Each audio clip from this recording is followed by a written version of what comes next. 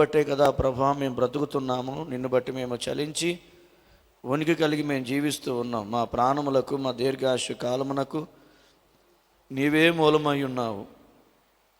అందుని బట్టి నీకు వందనాలు చెల్లిస్తూ ఉన్నాం. ఇంతవరకు నాయన నీ బిడ్డలు నిన్ను స్తుతించి నిన్ను కీర్తించి నీ సన్నిధిలో ప్రార్థించారు ప్రభా. నాయన ఇదిగో తన అల్పుణ్ణి, బలహీనుణ్ణి, అజ్ఞానిని నాయన నన్ను మీరు జ్ఞాపకం చేసుకుని నీ సన్నిధిలో ఉండే భాగ్యాన్ని మీరు మాకు ఇచ్చినందుకు నీకు వందనాలు చెల్లిస్తూ ఉన్నాం. నిజమే ప్రభా, నువ్వు ఎంతైనా నీకేమిచ్చి మేము రుణం తీర్చుకోలేం. యెహోవా నువ్వు చేసిన మేలుకు మేమేమి చెల్లింతుము. రక్షణ పాత్రను చేతపుచ్చుకుని యెహోవా నామమును మేము ప్రార్థించేదమన్నట్లు నీ సన్నిధి నాయన ఈ స్థలంలో మీరు ఉంచారు. వందనాలు. వచ్చిన వారు, రాలేని వారు, రావలసిన వారు, ఇరుగు పొరుగు వారు, ఈ శబ్దం నాయన వింటున్న ప్రతి ఒక్కరిని మీరు జ్ఞాపకం చేసుకునండి. కేవలం నీ ఆత్మ కార్యాన్ని మాత్రమే జరిపించండి. నీ కృప కలిగినటువంటి చేతులకు మేము అప్పగించుకుంటాం. ప్రభు నామమును బట్టి ప్రార్థించి అడుగుచున్నామా పరమ తండ్రి, ఆమేన్. ముందుగా దేవునికి కృతజ్ఞతాస్తుతులను చెల్లిస్తూ ఉన్నాను. అలాగనే నన్ను ప్రేమతో ఈ స్థలానికి పిలిచినటువంటి మరి మా అన్నయ్య సైమన్ అన్నయ్య, మీకు ఉదయం చెప్పాను, దేవుడు వారి జీవితాల్లో మేము 25 సంవత్సరాలు బట్టి మేము ఒకే చోట మరి దేవుని సహవాసంలో మేము వెదిగాం. అయితే మరి అన్నయ్య వాళ్ళ యొక్క పరిస్థితులు అంటే వాళ్ళ ఏదో డబ్బులు గతంలో ఉన్నా ఎన్నో శ్రమల్లో బాధల్లో వచ్చి దేవునిలో బహుబలంగా నిలబడ్డారు. చాలామంది యేసుప్రభు నమ్ముకుంటే సుఖాలు సంతోషాలు అంటారు, కానీ వారి జీవితాల్లో చూస్తే మరి అన్నయ్య అలా కూర్చున్నారంటే కనుక ఆయన పరిస్థితి రియల్గా, నేను ఒక రాత్రంతా అన్నయ్య పక్కన ఉన్నాను. ఇటు తిరిగితే ఇటు ఒక శవం, ఇటు తిరిగితే ఇటు ఒక శవం. అలాంటి భయంకరమైన మరణకరమైన పరిస్థితులు. అందరూ ఏంటంటే వెయిట్ చేస్తున్నారు, సైమాన్ గారు చచ్చిపోతారు రేపో మాపో మనం వెళ్ళాలి. అలాంటి పరిస్థితుల్లో మరి ఇద్దరు కొడుకులు కూడా, ప్రేమ కానీ అప్పాజీ కానీ నిజంగా కుడి ఒకళ్ళు ఎడమ ఒకళ్ళు అన్నట్లుగా ఆనాడు మోషే చేతులు ఎలాగైతే బలహీనమైనప్పుడు అహరోను తన యొక్క ఇద్దరు పనివారు, ఇద్దరు చక్కని పరిచారకులైనటువంటి యెహోషువ, కాలేబులు చేతులు పైకెత్తారు. ఆ ఊరు అహరోనులు వాళ్ళిద్దరూ చేతులు ఎత్తినట్లుగానే నిజంగా కుడుముకు ఎడమకు ఉన్నట్లుగా వాళ్ళు నిజంగా నిలబడ్డారు. దేవుడు ఆయుష్కాలం ఇచ్చాడు. నిజంగా ఈ రోజున నేను మధ్యాహ్నం చెప్పాను, ప్రేమ మా బండి ముందు కూర్చునేవాడు ట్యాంక్ ముందు. ఇప్పుడంటే 6 అడుగులు అజానుభావుడిగా ఉన్నాడు, కానీ ట్యాంక్ మీద కూర్చునేవాడు. తర్వాత అన్నయ్య, తర్వాత నేను. అలాగే మరి చిన్నప్పటి నుంచి కూడా దైవభక్తిలో పెరిగి తనంతుడు తాను నిలబడ్డాడు. చాలామందికి సపోర్ట్ కావాలి, కానీ అన్నయ్య లక్షలు ఇవ్వలేదు. ఏమన్నా ఇచ్చావా? ఏమీ ఇవ్వలేదు. 2 మాత్రం నేర్పించాడు. ఒకటి భక్తి నేర్పించాడు, రెండోది కష్టపడడం నేర్పించారు. పొద్దున్న మాట చెప్పాను, చాలామంది ఏమంటారంటే మా పిల్లలు మేము పడిన కష్టాలు పడకూడదండి అంటారు. ఇది పరమ పాపం. ఈ మాట పరమ దరిద్రం. ఎందుకంటే గారం పెట్టకు, అది రేపు అన్న రోజుని ఆ గారం నేరం చేసే వ్యక్తిగా, నేరస్తుడిగా మారిపోద్ది. ఏం పెట్టకూడదు? గారెలు పెట్టండి, నాటుకోడు గారెలు పెట్టండి, తప్పులేదు, కానీ గారం మాత్రం పెట్టవద్దు. గారం పెడితే ఏమవుద్ది? వాడు నేరస్తుడు అవుతాడు. కాబట్టి అలా కష్టపడి మరి బిడ్డలిద్దరూ కూడా చక్కగా దేవుని సేవలో ఉన్నారు. అందులో ప్రేమ మరి దేవుడు ఎంత ఒక చక్కటిది ఇచ్చాడంటే నిజంగా నేను చాలా సంతోషిస్తున్నాను. నాకు మధ్యాహ్నం నుంచి పైకి వెళ్ళిన తర్వాత మరీ ఆనందం వచ్చింది. ఎందుకంటే దేవుడు నమ్మదగిన వాడు. ఆయన యందు భయభక్తులు కలిగిన వారికి ఆయన మేలు అటండి దాచి ఉంచుతాడటండి. తల్లి ఏదైనా స్కూల్కి వెళ్ళి వచ్చిన తర్వాత ఏం చేస్తుంది? బిడ్డకి దాచి ఉంచుతుంది. ఏమండినా అవి ఖచ్చితంగా దాచి ఉంచి వచ్చే సమయానికి ఆ బిడ్డకు పెట్టినట్లుగా మరి తన యందు భయభక్తులు కలిగిన వారికి దేవుడు మేలు దాచి ఉంచాడు. 40 దినాలు ఉపవాసం ఉండి మరి ఎంతో, ఒక మాట చెప్పాలంటే నేను ఒకసారి దైవజనుడు తమ్ముడు రూబేని అడిగాను, ఏంటి ప్రేమ పరిస్థితి ఏంటి తమ్ముడు అని అడిగాను. అడిగితే ఒక మంచి మాట చెప్పాడు. అన్నా, సైమాన్ గారు ఇంట్లో మరొక భక్తుడు దైవజనుడు లిగిశాడన్నా అని అన్నాడు నాతో. ఏమ్మా అంటే పొగడం కాదు, నేను సర్వసాధారణంగా ఎవరిని పొగడను, అసలు ఎవరిని పట్టించుకోను. కానీ ఎందుకో కొన్ని సందర్భాల్లో చెప్పవలసినటువంటి వాస్తవాలు చెప్పకపోతే అవి ఎప్పుడు కూడా మరుగ్గానే ఉంటాయి. కాబట్టి ఆ బాబు మరి చక్కగా దేవుని సేవలో ఇలా రావడం, మరి దైవచిత్త ప్రకారంగా వివాహం, మరొక బాబును మరలా ఏడాకుల వారికి మరొక వంశం. ఈ విధంగా దేవుడు ఆనాడు ఇస్సాకుని ఏం చేశాడంటే స్పీడ్గా ఆశీర్వదించలేదు. ఎలాగా? క్రమక్రమముగా ఆశీర్వదించబడింది పర్మనెంట్గా ఉంటుంది. స్పీడ్గా ఆశీర్వదించబడింది ఏంటంటే అది ఎటు వెళ్ళిపోద్దో తెలియదు. కాబట్టి ప్రతిదాని ఒక సమయం. కాబట్టి దైవజనుడి కోసం మరి మీరు చేస్తున్నారు. మరి ఇంకా భారంగా మనం ఏం చేయాలంటే దైవజనుడి కోసం ప్రార్థన చేయాలి. ఇంతవరకు దేవుడు నడిపించిన దేవుడు రాబోయే దినాలు తన ద్వారా ఎంత పరిచర్య జరగాలో అది మనకు తెలియదు, కానీ దేవునికి తెలుసు. ఆయన ఎవరి యొక్క పరిస్థితులను బట్టి ఆ పనిని దేవుడు ముందుంచుతాడు. దాన్ని కొనసాగించేవాడు ఎవరంటే దేవుని ఆత్మ. మరి కాబట్టి ఇంకా ఈ సంఘము సేవా పరిచర్య ఆశీర్వదించబడాలి. మరి నన్ను ప్రేమతో ఆహ్వానించినటువంటి ప్రేమ్ బాబుకు నా హృదయపూర్వకమైనటువంటి ధన్యవందనాలు. అలాగే అన్నయ్యకి, నా తమ్ముడు రూబేను, అలాగే శ్యామ్ గారు, తమ్ముడు అందరికీ కూడా నా ప్రత్యేకమైనటువంటి ధన్యవందనాలు తెలియజేస్తున్నాను. దేవుని వాక్య భాగంలోనికి మనం వెళ్దాము. యోబు గ్రంథంలో ఒక మాటను మనం చదువుదాము. యోబు గ్రంథము 28వ అధ్యాయము 12వ వచనం నుంచి కొన్ని మాటలు మనం చదువుదాం. అయితే జ్ఞానము ఎక్కడ దొరుకును? వివేకము దొరికేటువంటి స్థలము ఎక్కడున్నది? నరులు దాని యొక్క విలువను ఏం చేయరు అనంటే ఎరగరు. ప్రాణమున్న దేశములో అది దొరకదు. చాలండి. వ్రాయబడినటువంటి ఈ మాటను మనం గమనిస్తే జ్ఞానము దొరికేటువంటి స్థలము ఎక్కడా, అలాగనే వివేకము దొరికేటువంటి స్థలము ఎక్కడా.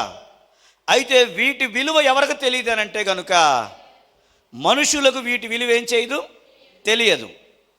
వివేకము దొరికే స్థలం, జ్ఞానము దొరికే స్థలం, దేవుని యొక్క గొప్పతనం దొరికేటువంటి స్థలము మనుషులు ఏం చేయలేకపోతున్నారంటే, దాని విలువను ఏం చేయలేకపోతున్నారంటే తెలుసుకోలేనటువంటి స్థితిలో ఉన్నారు. ఎందుకని? ఈ భూమి మీద పుట్టేటువంటి ప్రతి మనిషి వాళ్ళు ఏమనుకుంటున్నారంటే కంటికి కనిపించేది విలువైనది, కంటికి కనిపించేది విలువైంది.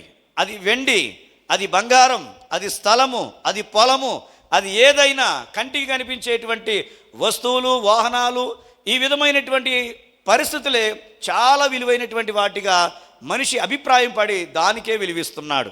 దానికి విలువిచ్చేటువంటి వాడు ఎవరికి విలువివ్వడు? దేవునికి విలువివ్వడు. ఎందుకని? ఏదైతే మనం ఒక దానిని గొప్పగా ఎంచుతామో రెండవ దాన్ని ఏం చేస్తామనంటే కనుక దాన్ని అంత పెద్ద ఘనంగా మనం ఏం చేయమంటే దాన్ని మనం పట్టించుకోం.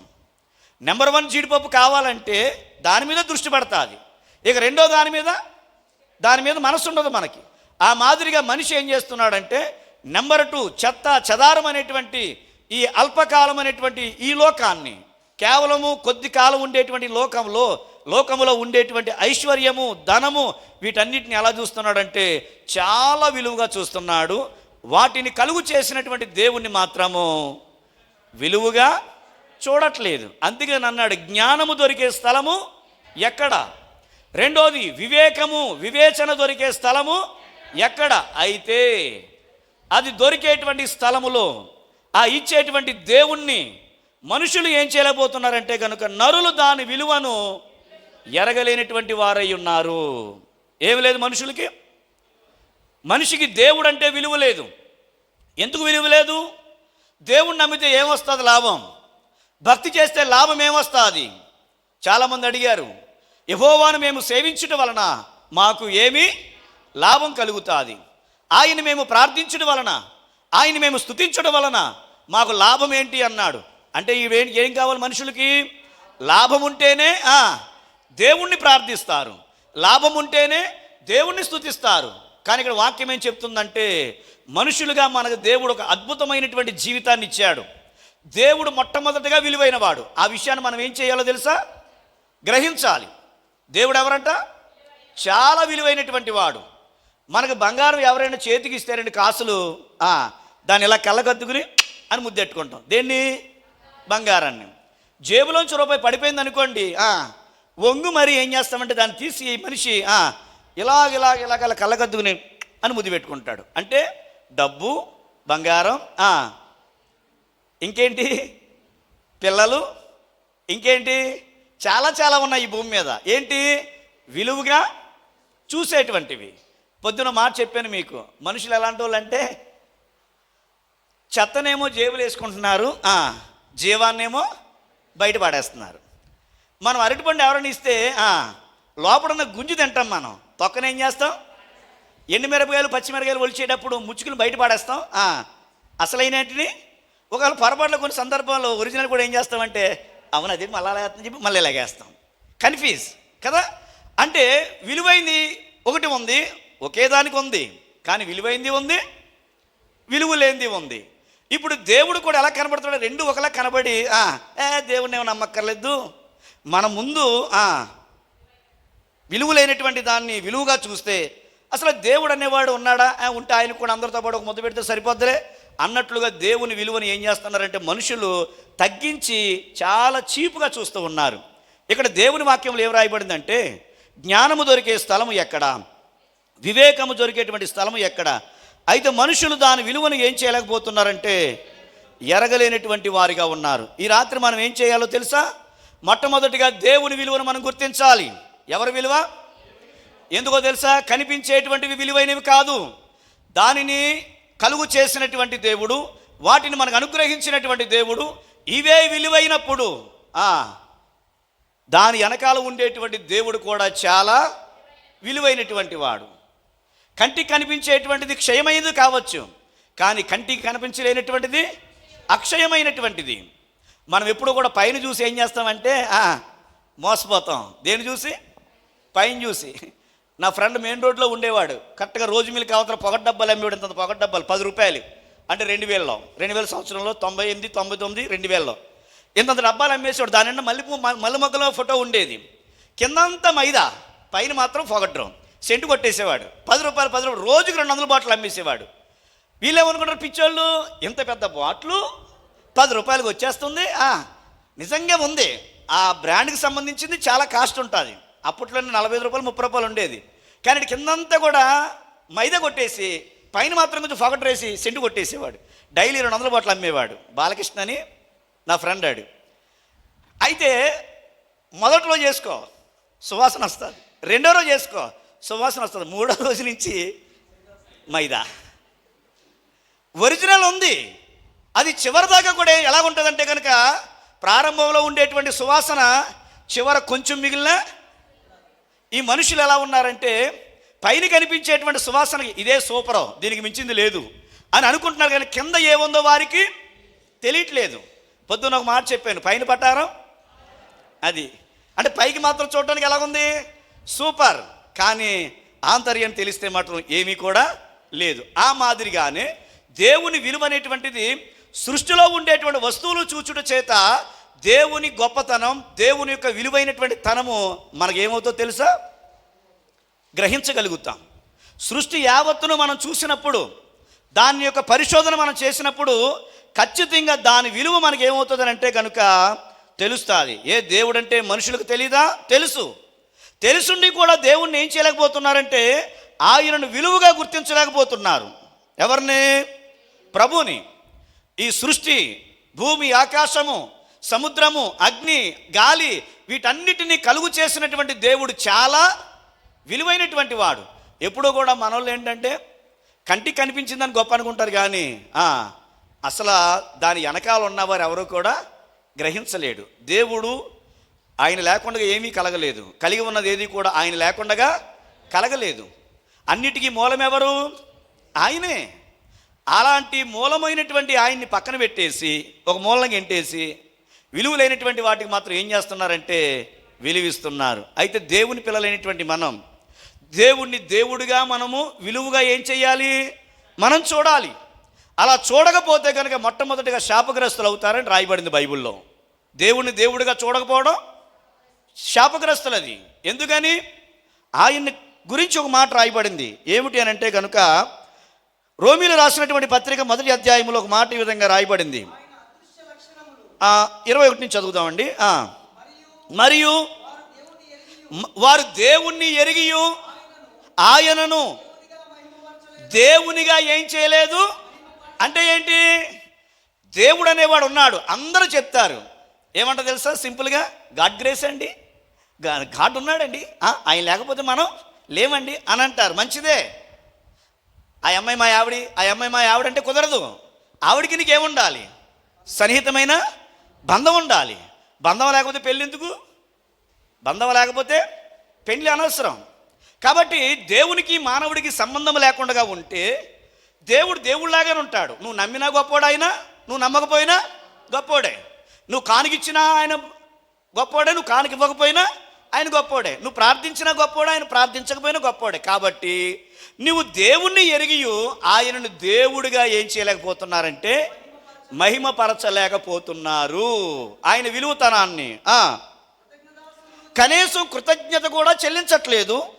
కానీ తమ వాదనల యందు వారు ఏమైపోయారంటే కనుక వ్యర్థులైపోయిరి.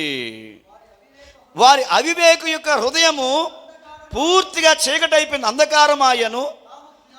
తాము జ్ఞానులమని చెప్పుకొనుచు బుద్ధిహీనులైరి. వారు అక్షయుడగు దేవుణ్ణి మహిమను క్షయమగు మనుషుల యొక్కయు, పక్షుల యొక్కయు, చతుష్పాద జంతువుల యొక్కయు, పురుగుల యొక్కయు ప్రతిమా స్వరూపములుగా వారు ఏం చేసిరనంటే కనుక మార్చివేసిరి. పూర్తిగా మార్చేశారు. ఈ రోజున దేవునికి విలువ లేదు. మరి దేవునికి విలువ ఉంది. సిలువను ఎవడో కూడా పెద్ద విలువగా చూడట్లేదు. కానీ బంగారపు శిల ఎవడైనా 2 కాసులు పెట్టి చేయించుకున్నాడు అనుకోండి, దాన్ని ఇలాగెలాగా ఏముందని బంగారం ఏంటంట, బంగారం. సిలువను గూర్చినటువంటి వార్త ఎవడో కూడా వెరితనంగా చూస్తున్నారు. కానీ బంగారపు సిలువను చేస్తే మటుకు అమ్మ నీకు కావాలంటే ఇచ్చేయండి బాబు అంట. దేనికి? అది నువ్వు సేవించి ప్రార్థిస్తావని కాదు, దేనికో ఉపయోగపడుతుందని. కానీ ఇక్కడ రాయబడినది దేవుణ్ణి దేవుడిగా వాళ్ళు ఏం చేయలేకపోతున్నారో తెలుసా? మహిమపరచలేకపోతున్నారు. మరి ఎప్పుడు మహిమపరుస్తారు? దేవుని దేవుడిగా మహిమపరచకపోతే, దేవుడికి విలువ ఇవ్వకపోతే ఎప్పుడు ఇస్తారు మనుషులు అని అంటే కనుక ఇంక ఇచ్చే ఛాన్స్ ఏవి కూడా లేదు. ఏది చేసినా ఇప్పుడే చేసేయాలి. ఎప్పుడు? మనం బ్రతికున్నప్పుడే. అంతేనా? చచ్చిపోయిన తర్వాత భక్తి ఏం చేయడానికి అవకాశం లేదు. ముక్కులో దూదెట్టేసిన తర్వాత మళ్ళీ నాకు ఆక్సిజన్ పెట్టనంటే ఉపయోగం లేదు. ఎందుకని? బతికుండగానే ఏదైనా చేయాలి కదా. చచ్చిపోయిన తర్వాత మనం ఏమీ కూడా చేయలేం. కాబట్టి బ్రతికుండగానే దేవుణ్ణి మనం ఎలా చూడాలంటే కనుక ఒక విలువైనటువంటి వ్యక్తిగా చూడాలి. అంటే విలువైన వ్యక్తిగా చూసి ఆ వ్యక్తిని, లేకపోతే చేసినటువంటి ఆ ప్రార్థన కూడా ఎలా ఉండాలంటే మొదట దేవునికి స్థానం ఇవ్వాలి. దేవుని విలువగా గుర్తించడం ఏం చేస్తాం మనం? దేవునికి మనం స్థానం ఇస్తాం. ఒకవేళ నిజంగా కానీ దేవునికి మనం విలువైనటువంటి వారిగా ఉంటే ఆ విలువైనటువంటి కారణము చేత దేవుని కూడా మనం ఏం చేస్తామంటే పక్కన పెడతాం. ఎప్పుడైతే మనము దేవునికి విలువిస్తామో, ఆ విలువించినటువంటి మనము దేవుని ఎక్కడ పెట్టుకుంటాం? మనం ఎక్కడ? పైన పెట్టుకుంటాం. దేవుడు ఎప్పుడు ఎక్కడ ఉండాలి? పైన ఉండాలి. ఆయన యోహాను అంటాడు, నువ్వు ఎచ్చవలసి ఉంది, నేను తగ్గవలసి ఉంది. నువ్వు ఘనుడిగా కనబడాలి, నేను మాత్రం నీ పాదాల దగ్గర నేను ఉండాలి. నీకన్నా ఆత్మకి అర్థమైతే ఏంటి? నీకన్నా ఆత్మకి అర్థమైతే గొప్పే ఉంది. ఆయన చెప్పులు వారు ఎప్పటికైనా యోగ్యుని కాదు అంటే దేవుడికి ఏమి ఇచ్చాడు? దేవుడిగా గుర్తించాడు, ప్రభునిగా గుర్తించాడు. రెండోది, ఆయనకి చాలా విలువైనటువంటి దానిని ఇచ్చాడు. కాబట్టి నువ్వు దేవుడిని ఎరిగి, దేవుడిని నమ్మి ఆయన దేవుడిగా నువ్వు ఏం చేయలేకపోతున్నావంటే మహిమపరచలేకపోతున్నావు. మొట్టమొదటిగా దేవుడు ఎవరు? దేవుడు చాలా విలువైనటువంటి వాడు. దేవుడు ఎవరండి? చాలా విలువైనటువంటి వాడు. రెండోది, ఈ సృష్టిని కూడా దేవుడు తన మాట చేత కలుగు చేశాడు. సృష్టి కూడా ఎలాంటిది? సృష్టి కూడా చాలా విలువైనటువంటిది. ఈ సృష్టిలో ప్రధానమైనటువంటి వ్యక్తి ఎవరు కలుగు చేశాడు? మనుషులు కలుగు చేశాడు. దేవుడు విలువైన వాడు. దేవుడు వాక్కు చేత కలుగు చేయబడినటువంటి ఈ ప్రపంచం అది విలువైనదే. దేవుడి చేతుల చేత, దేవుడి చెయ్యి చేత, దేవుడి స్వహస్తాల చేత నిర్మించినటువంటి మనిషి కూడా ఎలాంటి వారు అనండి? విలువైన వాడు. ఎంతమంది వచ్చారు? ఒకటి, దేవుడు విలువైన వాడు. రెండవది, దేవుడి వాక్కు విలువైనది. మూడవది, ఆయన కలుగు చేసినటువంటి మనుషులు చాలా విలువైనటువంటి వారు. ఈ మూడు ఉన్నాయి కనుకనే ఈ ప్రపంచం ఉంది. మనుషులు లేదనుకోండి, భూమి ఎవ్వరు లేదు. దాని ఊరనాలి ఏమనాలి? మనుషులు ఎవ్వరు లేరు, ప్రపంచం ఎవ్వరు లేరు. అన్ని కుక్కలు పందులు నక్కలు ఉన్నాయనుకోండి, దాన్ని ఇంకా ఏమి అనలేరు. అది ఎలాంటిదంటే కనుక మాట చెప్పాలంటే అదొక అరణ్యము లాంటిది. మనిషి ఉన్నాడు కనుక ఇప్పుడు మనిషిని బట్టి కొన్ని పనులు ఈ భూమి మీద జరుగుతున్నాయి. ఏం జరుగుతున్నాయట? ఎప్పుడైనా మన ఒంట్లో బాగోదు అనుకోండి, మనం ఎక్కడికి వెళ్తాం? హాస్పిటల్కి వెళ్తాం. హాస్పిటల్ ఎవరు ఉంటారు? పండు వచ్చి సెటస్కోప్ పట్టుకుని మెల్ల వేసుకుని ఇలా పైకెక్కి ఇలాగెలా అమ్మనుకొని మనం చేయించుకుంటామా? ఒకవేళ కుక్క వచ్చి ఇంజక్షన్ చేస్తానంటే మనం చేయించుకోం. ఎవరు చేయాలి? మనకి మనుషులే చేయాలి. మనిషికి సంబంధం, కానీ కుక్కలకి పందులకి మనుషులకి సంబంధము లేదు. ఆ మాదిరిగా దేవుడు విలువైన వాడైతే ఈ సృష్టి కూడా చాలా విలువైనటువంటిది. ఈ సృష్టి దేనికోసం చేశాడు దేవుడు అంటే, బహుశా అన్నింటినీ ఏర్పాటు చేసి తర్వాత మనల్ని చెప్పాలి. అన్నింటినీ కలుగు చేసిన తర్వాత మనల్ని చేసాడు. ఎందుకని? మనం చేసిన తర్వాత నీరు చేసిన మనం కొద్దిగా చచ్చిపోతాం. అర్థమైందా మీకు? పేషెంట్ రాకముందే మెడిసిన్ డాక్టర్ ఎక్కడ ఉండాలి? ఓహో, ఇది పక్షవాతం వచ్చిందా? హలో, ఆ మెడిసిన్ తయారు చేయండి, పక్షవాతం వచ్చింది, పరిశోధన అవదు. ఆల్రెడీ పేషెంట్ వచ్చేటప్పుడు వెంటనే ఏం చేయాలి? ట్రీట్మెంట్ చేయాలి.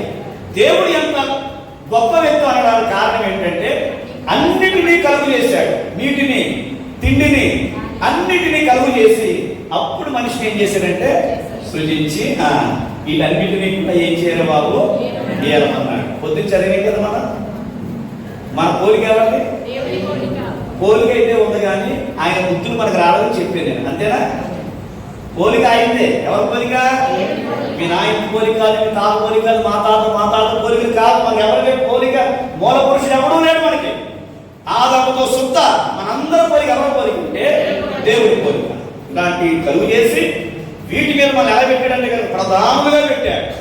ఒక కోడి కోసం దీని అధికారం ఎవరికి? మనకుంది. ఒక చేప దీని అధికారం మనకుంది కదా. కానీ కోళ్ళు కుక్కలు వెళ్ళి పోలీస్ స్టేషన్ దగ్గరికి వెళ్ళి కరెక్ట్గా ఇంటి ఎదురుకుండా వెళ్ళి ధర్నా చేస్తాయా? ఇదిగో నిన్న కాక మనం మా నాటుకున్న కోడిని ఇలా కోసేశారు, దాన్ని శుభ్రంగా తినేసారు, ఇల్లు అర్జెంట్గా వాళ్ళు జైల్లో వేయండి చెప్పి ఒకవేళ కోళ్ళు వెళ్ళి సమ్మె చేస్తే అది ఎవరు పట్టించుకుంటారా? అదే కానీ ఒకవేళ ఒక కుక్క కలిసి చచ్చిపోయినటువంటి మనిషి, కుక్కలు ఎక్కువైపోయినటువంటి వీళ్ళందరూ వెళ్ళి మా వీధిలో మా పేటలో కుక్కలు ఎక్కువైపోయినాయి, దీని మీద మీరు యాక్షన్ తీసుకుంటారా? తీసుకోరా అంటే కుక్కల మీద, సింహాల మీద, వీటి మీద ఫిర్యాదులు ఇచ్చి మాకు భద్రత కావాలి, వాటిని అర్జెంట్గా తొలగించండి మనం చెప్తున్నాం.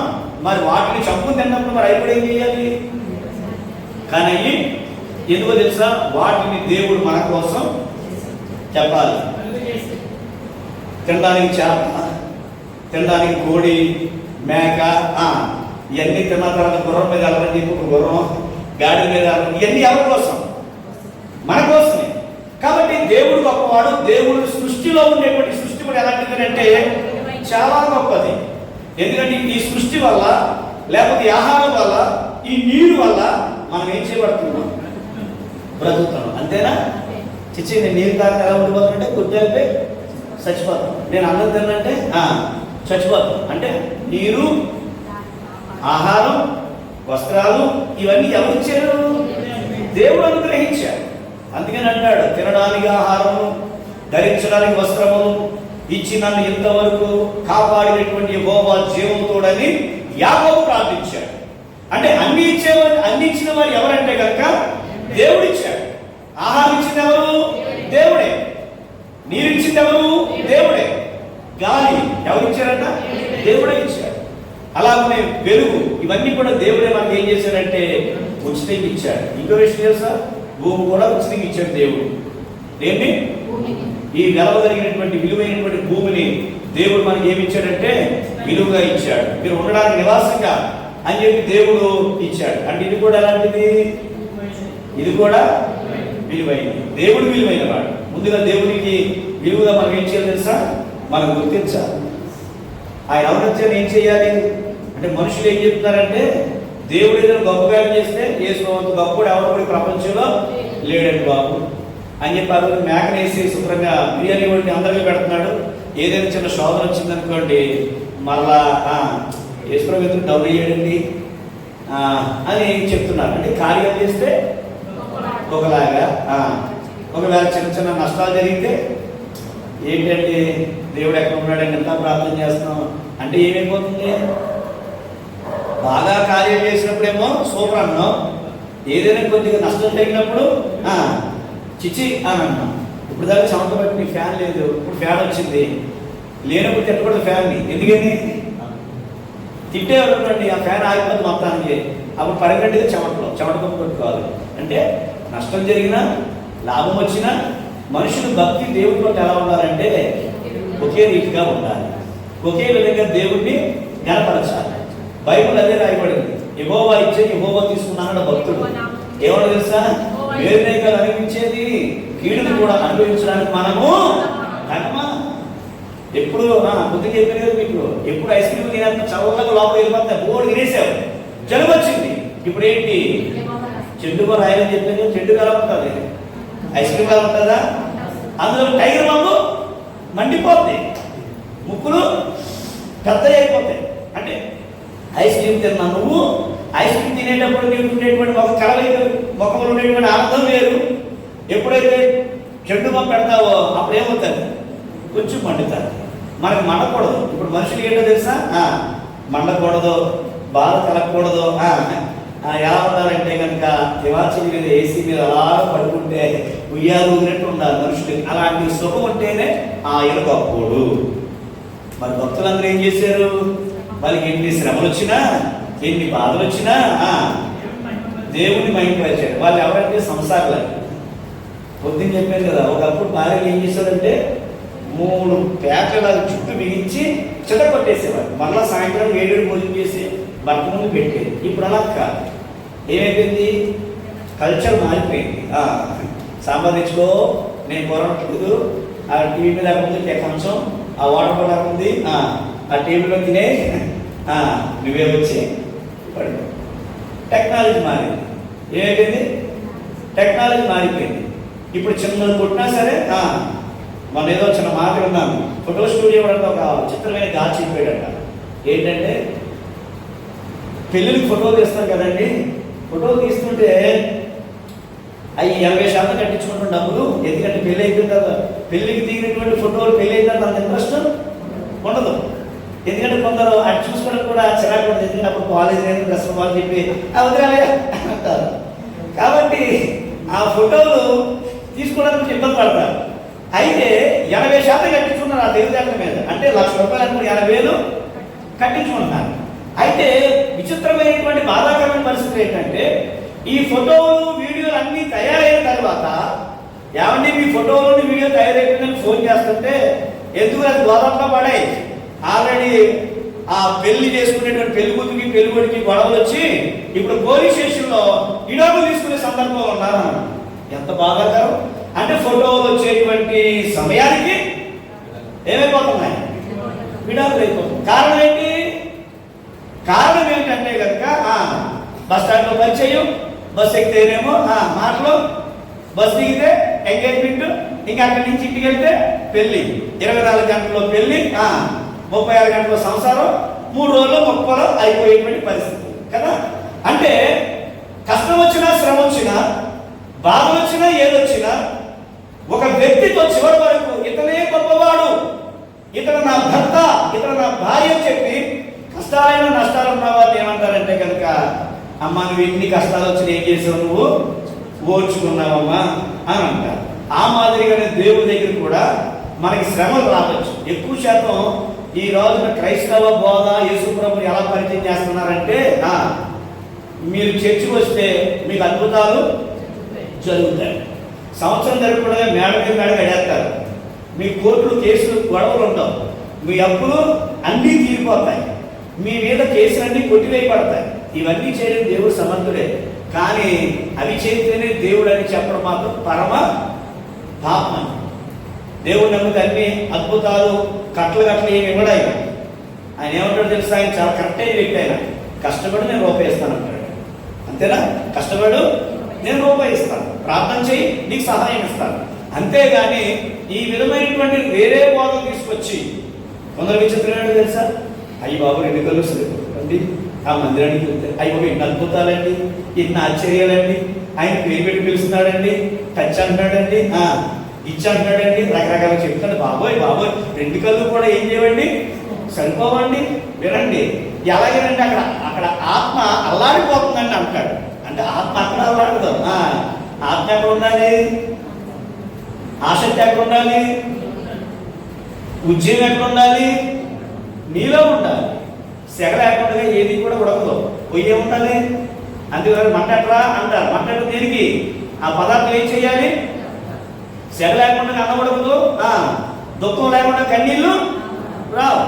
దుఃఖం ఉంటేనే వస్తుంది, సెగ ఉంటేనే కొత్త అది మేక గట్టిపడిపోయినా సరే ఏమవుతుంది అంటే కనుక మెత్తపడతారు. అంటే కిందే ఉండాలి, సెగ ఉండాలి. అలాగే మనలో దుఃఖం ఉంటేనే ఏమొస్తుంది? కన్నీళ్ళు వస్తాయి. మనలో లేని ఉద్యమం, మనలో లేనటువంటి ఆసక్తి ఎక్కడో ఉంది. అయ్యి బాబు చాలా పెద్ద సంఘం అండి అది. ఇవన్నీ ఏంటంటే విశ్వాసంలో వెళ్తున్న వారిని పక్కద్రోవ పట్టించి ఆత్మీయంగా బలపడకుండా, ప్రార్థనలో బలపడకుండా ఇవన్నీ కూడా తప్పించేటువంటి కార్యక్రమాలు. నీకు శ్రమ వచ్చినా బాధ వచ్చినా దేవుడు ఏమని నువ్వు గుర్తించాలో తెలుసా? ఆయన విలువైన వాడు. ఏంటంట? ఆయన విలువైన వాడు. ఆయన చాలా విలువైన వాడు. ఎంత విలువైన వాడు అంటే అసలు వర్ణించడానికి కూడా ఎంత మాత్రం కూడా సరిపోదు. వెండి బంగారముల కంటే, ధనరాశుల కంటే నీ వాక్యము నువ్వు చాలా విలువైనటువంటి వాడుగా భక్తులు పాడేటువంటి సన్నిధిలో. కాబట్టి వారు దేవుణ్ణి ఎరిగి కూడా దేవుడిగా మహిమపరచలేకపోతున్నారు. ఏమంటారంటే మేమండి మా అదృష్టం అలాంటిదండి, మేమండి ఏదైనా మా పూర్వీకులు సంపాదన అండి, మా చిన్నబాబు పుట్టిన తర్వాత మాకు కలిసి వచ్చిందండి, మేము ఇంట్లో దిగిన తర్వాత మాకు రానిచ్చిందండి అని అంటారు కొందరు. ఇంకొకరు ఏమో తెలుసా అంటారండి, నాకు ఎప్పుడో చెప్పారండి ఆయన, నా గీత మహత్యం. ఏ మహత్యం? చేతిలో గీత, రాత, మచ్చ, ఈ అంటే ఆటోమేటిక్గా అభివృద్ధితో చాలా చెప్పాడు. ఎప్పుడో ఇవి కాదు. ఏంటి? ఒకవేళ చేయి కట్ట అయిపోయింది అనుకోండి, మరి ఏం చూసుకుంటూ ఏ రాకపోతున్నావు నువ్వు? ఏ కట్ట ఉంది? చాలా మంది గుర్తులు చేస్తున్నారు కదా, ఎక్కడ తీసేస్తారు. మరి అవి లేకపోతే ఏంటి? అడగలిస్తే ఏంటి? నీకు రాకుందని చెప్పి నువ్వు అదృష్టవంతులు అనుకున్నావు, గుర్తు లేనివాడికి ఏంటి? కాబట్టి ఇవన్నీ కూడా ఏంటంటే దేవుడు గొప్పవాడు చెప్పకుండా ఇవన్నీ కల్పనా కథలు. ఇక్కడ అదే రాయబడి నువ్వు దేవుడిని ఎరిగి దేవుడిగా దేవుడిని ఏం చేయాలి? నువ్వు మహిమపరచాలి. ఆయన మహిమపరిచే విధానం ఏంటో తెలుసా? దేవుని సంఘంలోకి వచ్చేటువంటి మనము మొట్టమొదటి స్థానం ఎవరికి ఇవ్వాలంటే దేవుడికి ఇవ్వాలి. అందరికంటే ముందు రావాలి. ప్రార్థన అయిపోయిన తర్వాత కాదు. మేము ఈ మాటలు చెప్తున్నా, మేము మొఖాలు కడిగే వాళ్ళకి కాదు. ఆ పక్కన ఉన్న నా తమ్ముడు రూబేన్ మొఖం కడిగే పొద్దున్నే వచ్చేసేవారు. సైబర్ అన్నది సొంత అందరం చేపలు వేసిన వాళ్ళే. ఎవరికంటే ముందు? అప్పుడు పాస్టర్ కూడా వచ్చేవారు కాదు. అందరికన్నా ముందు వెళ్ళి పరిచయం చేసేవారు. చెయ్యాలి, అందరికన్నా ముందు రావాలి. దేవుడి కొరకు మనం కనిపెట్టుకోవాలి. నువ్వు ఎప్పుడు వస్తావని చెప్పి దేవుడు ఏం చేయడు? భక్తుడి కోసం భగవంతుడు ఎదురు చూడకూడదు. భగవంతుడి కోసం భక్తులు ఎదురు చూడాలి. అంతేగా నేను ఎప్పుడు వస్తాడు అంతేగాడని చెప్పి ఆయన వెల్కమ్ టు బాబు అని చెప్పి ఆయన స్వాగతం పుట్టేబట్టి మనం పలకరించడు. ఆయన రాకముందే ఆయన ఉన్నాడు అని చెప్పి అందరికంటే ముందే మనం ఏం చేయాలి? రావాలి. అంటే రావాలంటే కనుక దేవుడికి మనం ఏమి ఇవ్వాలి? విలువ ఇవ్వాలి. అంతేగాని వచ్చి ఎప్పుడో వెళ్దాం ఇంకా మొదలుపెట్టని చెప్పి చాలా చోట్ల సంఘాల్లో లేనటువంటి పెద్ద గొప్పతనం ఏంటంటే సమయాన్ని ఏం చేయాలంట? పాటించాలి. 10 గంటలకు మీటింగ్ అంటే 11 గంటలు వస్తుంది. ఆవిడ దుబ్బిందే దుబ్బుతుంది, తీసిందే తీర్థ, తొడిగిందే తొడుగుతుంది, ఇప్పిందే ఇప్పుతుంది. మ్యాచింగ్ అన్నీ కూడా. అంటే సమయాన్ని ఏం చేయరు? పాటించాలి. ఖచ్చితంగా దేవుడి పిల్లలు అందరికన్నా ముందుండేలా ఏం చేయాలి? ప్రయత్నం చేయాలి. అందరూ వచ్చిన తర్వాత ఎవరో రావాలి, పాస్టర్ గారు దూరం నుంచి వస్తారు కదా, అది కాదు. ముందుగానే మనం ఏం చేయాలి? ఎవరు చూస్తారో తెలుసా? ఆయన చూస్తాడు. మనం చేసే భక్తి, మన నిర్లక్ష్య స్థితి, మన ఆసక్తి అన్నీ ఎవరు చూస్తారు? దేవుడు ఖచ్చితంగా చూస్తాడు. మనం దేవుడు చూస్తాడని భక్తి చేయాలి. మనుషులు చూస్తారు, మనుషులు మెచ్చుకుంటారని భక్తి చేయకూడదు, ఎప్పుడూ చేయకూడదు. అలా చేయడం చేత మన ఆత్మీయ జీవితానికి అంత క్షేమకరమైనటువంటిది కాదని. కాబట్టి దేవుడికి మనం విలువిచ్చినప్పుడు ప్రతి దాని దేవుని మందిరానికి కానీ, సమయానికి కానీ, ప్రార్థనకి కానీ అన్నిటికీ మనం ఏమిస్తామో తెలుసా? విలువిస్తాం. వాక్యానికి కూడా ఏమివ్వాలి? విలువివ్వాలి. వాక్యాన్ని మనం చాలా విలువగా చూడాలి. ఎవరు చెప్పినా, చిన్నవారు చెప్పినా, పెద్దవారు చెప్పినా వినే బుద్ధి మనకు ఉంటేనటువంటి ఎవరు చెప్పినా మనం ఏం చేస్తాం? వింటాం.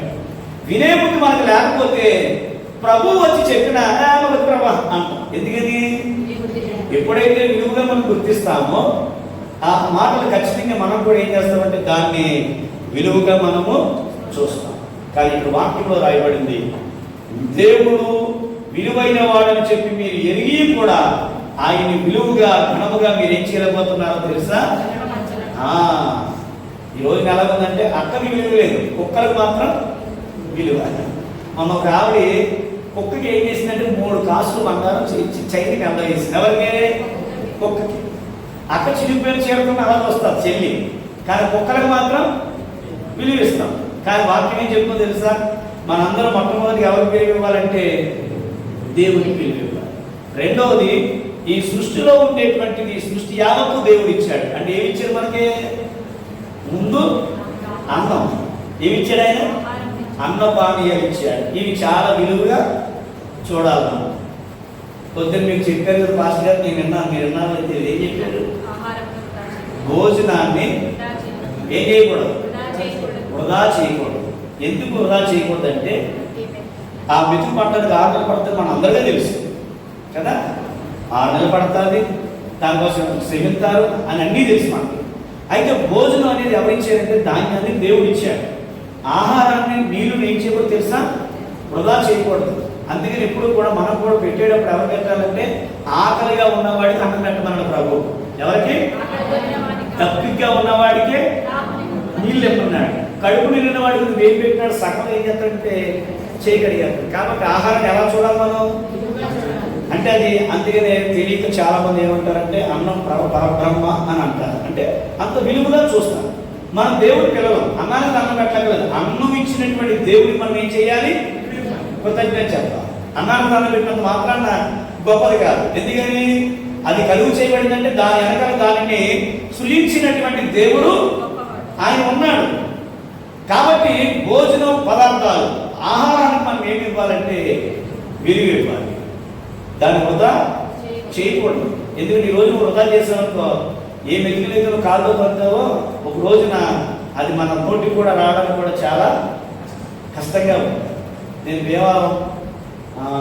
భీమవరం దగ్గర అదే అతిగా లైన్ మొన్న నా 3 నెలల క్రితం మీటింగ్ వెళ్తే ఒక సాక్ష్యాన్ని నేను చాలా ఏడ్చాను. ఆయన చాలా తండ్రి చనిపోయాడు, వాళ్ళ అమ్మగారికి వచ్చి బలహీనత, చెల్లి అన్ననే, కుటుంబం చాలా కష్టంగా ఉందన్నమాట. అంటే ఇది జరిగి ఒక 45 సంవత్సరాలు, ఆయనకి 60 సంవత్సరాలు. ఆయన చిన్నప్పుడు అనమాట. సరైనటువంటి భోజనం వారికి ఉండేది, భయంకరమైన పేదరికం. అయితే చెల్లి, అన్నయ్య నాకు ఆకలేస్తుందంటే ఏం చేయాలో అర్థం కాక బియ్యం షాపుల దగ్గరికి వెళ్ళి, సార్ మా ఇంట్లో వచ్చే నెల ఇలాగా ఓ ఫంక్షన్ జరుగుతుంది, మా అమ్మగారు మంచి బియ్యం ఏమైనా ఉన్నాయా అది సెలెక్ట్ చేయమన్నారు అంటే, అలాగా ఇన్నేసి బియ్యం ఇస్తారు కదా, శాంపుల్ ఇస్తారు కదా, అలాగా ఒక 4-5 రకాలు, అలాగ ఒక 4-5 షాపులు వెళ్తారంటండి. ఒక 1/2 కేజీ 1/2 కేజీ బియ్యం దాకా, ఒక 1/2 కేజీ బియ్యం దాకా వస్తే దాన్ని ఇంటికి తీసుకొచ్చి కెంజి కాసుకుని ఆ అన్నంతో తినేవారు. అలాగ పేదరికం. చదువుకున్నారు, ఆయన చిన్న ఉద్యోగం వచ్చింది. అయితే దేవుడు అలాగ అభివృద్ధి చేసి ఒక మంచి సేవకుడిగా ఉన్నాడు, మంచి సాక్ష్యం సంఘం. ఆయన పడినటువంటి కష్టాలన్నీ చెప్పి సాక్ష్యంలో ఒక విలువైన మాట చెప్పాడు. ఏంటో తెలుసా? మీలో కోటావి ఎంతమంది తింటారని అడిగాడు. అందరికీ ఏంటి? కోటావి అనగానే మోకాలు ఎలా తిరిగిపోతాయి కదా, అంతా ఇప్పుడంతా పాలిష్. ఏముండాలి? పాలిష్ బతుకు ఫ్యాషన్ బతుకు, అంతే కదా. పాలిష్ కోటకి ఎంతమంది ఉంటారంటే చాలామంది కొంచెం అందులా చూశారు. ఆయన ఒక మాట అన్నాడు, నాకు బోల్డ్ సంపాదన దేవుడు ఇచ్చాడు, బోల్డ్ ఆస్తిని కూడా దేవుడు ఇచ్చాడు, ఈ ఎన్నిక లేని వాడికి అన్నీ ఇచ్చాడు. అయితే నా సంఘస్థులు ఎవరైనా లేకపోతే ఎవరైనా నాకు 1 కేజీ బియ్యం కోట బియ్యం కానుక ఇస్తే ఆ రోజు నేను దేవుణ్ణి ఏ ప్రార్థన చేస్తానంటే, ప్రభువా ఈరోజు ₹1,00,00,000 కంటే కూడా విలువైనటువంటిది నాకు నువ్వు ఇచ్చేవు నాయన. ఏంటది? కేజీ బియ్యం. ఎంతది? ₹20 అంటారు కదా. అంటే 1 కేజీ బియ్యం కోటాది వస్తే దాన్ని ఎలా చూశాడు ఆయన? ₹1,00,00,000 విలువ కంటే ఎక్కువగా చూశాడు. ఎందుకో తెలుసా? ఆయనకు వచ్చినటువంటి పరిస్థితి తెలుసు కాబట్టి దేన్ని కూడా ఏం చేయట్లేదు ఆయన, చీప్గా ఏం చేయట్లేదు, చీప్గా చూడట్లేదు. పిల్లలకు ఇప్పుడు పచ్చడన్నం మంచిగా ఏదైనా పెడితే నాకు ఉంది, నాకేం కావాలి, ఫాస్ట్ ఫుడ్ కావాలి. ఏం ఫుడ్? Fast food. ఒకప్పుడు చిన్నప్పుడు ₹10 యాపిల్గా మనకు కొట్టే సూపర్. మా చిన్నప్పుడు యాపిల్ కావడం తింటే యాపిల్గా నాకు చిన్న నాకు చిన్న అని చెప్పి ఏదో చిన్న పెడితే అది తింటారు. కానీ ఇప్పుడు ₹10 యాపిల్ అడిగేది ఎవరు లేడు. నాకు 2 లక్షలు పెట్టి యాపిల్ ఫోన్ కొనుక్కున్నావా లేదా? ఏ ఫోను? Apple phone. ₹10 యాపిల్గా ఎక్కడ? ₹2 లక్షల యాపిల్ ఫోన్ ఎక్కడ? అంటే మనుషులు ఎలా ఉన్నారంటే కనుక విలువ ఇవ్వాల్సిన దానికి విలువ ఇవ్వట్లేదు, కానీ విలువ లేని దానికి విలువిస్తున్నారు. కాబట్టి ఆయన కోటా వస్తే ₹1,00,00,000 అన్నాడు. ఆ మాదిరిగా ఆయన కృతజ్ఞత కలిగిన వాడు ప్రతి మెతుకు కూడా ఏం చేయాలి? ఏరుకుని తినాలి.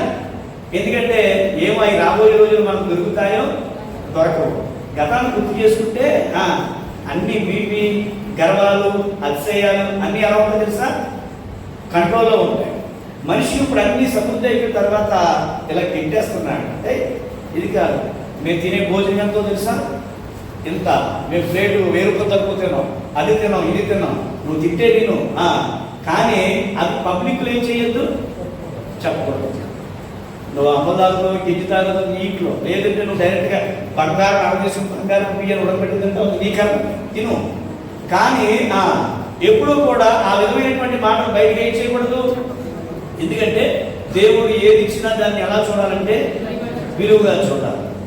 మన కష్టం తెలుసు, మన పరిస్థితి తెలుసు, కాబట్టి దాని విలువగా మనం చూసినప్పుడు దేవుడు కూడా అనుకుంటాడు అనమాట, నీకు నేను నువ్వు ఏది ఇచ్చినా విలువగా ఉన్నావు కాబట్టి, కొంచెంలో నమ్మకం ఉన్నా కాబట్టి నేను ఎక్కువలో కూడా ఏం చేస్తాను అని చెప్పి దేవుడు ఏం చేస్తాడంటే కొంచెం పై స్థానానికి దేవుడు ఏం చేస్తాడు, తీసుకువెళ్తాడు. కాబట్టి దేవుడు ఇచ్చినటువంటి వాటిని కూడా మనం ఎలా చూడాలి? విలువగా చూడాలి. అది ఏదైనా కావచ్చు, అది ఇంట్లో చిన్న వస్తువే కావచ్చు. ఒక భక్తుడు ఆయన స్తోత్రాన్ని మొట్టమొదటి పేరు పెట్టింది ఆయన స్వార్థపరంగా మార్చుకోవాలని కొన్ని సంవత్సరాలు ప్రార్థన చేశారు. ఆయన ఎవరైనా సంఘస్థులు ఒక అమ్మాయి చెప్పులు కొనిస్తారంట, బలిపెట్టే కింద కొత్త చెప్పులు ఆయన ప్రార్థన చేసేవాడు అంట. ఏమి ఇచ్చినందుకు? ప్రభా ఈ చెప్పులు వేసుకున్నాను నాయన, ఎంత గొప్ప దేవుడు నాయన, ఈ చెప్పులకు ఎంతో మంది ఉన్నారు ప్రభా, అయ్యా నీ దాసుకు ప్రేమి ఇచ్చేవాడు ఆయన చెప్పి అరగంట ప్రార్థన చేసి ఏం చేసేవాడట? చెప్పులు కొడుకునేవాడు. అంటే దేవుడి పేరుట ఏదొచ్చినా దాన్ని ఎలా చూడాలి? మనం విలువగా చూడాలి. అంతేగాని ₹10 కావాలా అని చెప్పి మనం అది ఎప్పుడూ కూడా మన ఆలోచనలో ఉండకూడదు. ఏది ఇచ్చినా దాన్ని మహా గొప్పగా మనం ఏం చేయాలంటే దాన్ని విలువగా చూడాలి. కాబట్టి అది వస్తువు కావచ్చు, దేవుడు ఏది ఇచ్చినా అది చిన్నది కావచ్చు, పెద్దది కావచ్చు. అందుకని బైబిల్లో రాయబడింది, ఒక ఇంటిలోనట ఘనమైనవి ఉంటాయట, ఘనహీనమైనవి ఉంటాయట, కర్ర ఉంటాయట, రాగి ఉంటాయట, వెండి ఉంటాయట, బంగారం ఉంటాయట. ఇవన్నీ కూడా కలిసి ఆ ఇంట్లో ఏం చేస్తాయంటే కనుక పని చేస్తాయి.